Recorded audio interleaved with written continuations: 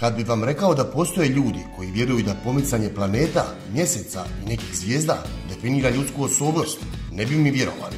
Pa to vam je, dame i gospodo, horoskop. Horoskop je sastavljen na način da kaže 12 istih stvari koje se mogu primijeniti na bilo koga, bilo gdje i u bilo kojem vremenu. Imam prijateljicu, ona je škorpion i zato se nikako ne slažemo. Molim? Ne slažete se jer se zadrta budala koju nitko ne podnosi. Ima fiksno mišljenje o ljudima bazirano na 12 znakova. Nikad dokazana nebuloza od 12 horoskopskih znakova žiguje ljude u 12 kategorija, čime ne donosi ništa dobro, već grupira ljude u određene kategorije. Time ljudi plitkog uma na prvu pri upoznavanju postavljaju pitanje koji ste horoskopski znak, te pri primitku informacije misle da znaju sve o vama, jer su to negdje pročitali. Ali ljudi, tko je ovdje lud?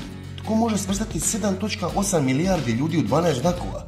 Ljudi, uključite mozak bar na minutu i malo promislite. Nadam se da će u budućnosti ova nebuloza koja je bezbroj puta dokazima ugušena, obrazovanjem biti umanjena, te da će diskriminacija pri upoznavanju i prosuđivanju od par sekundi stati.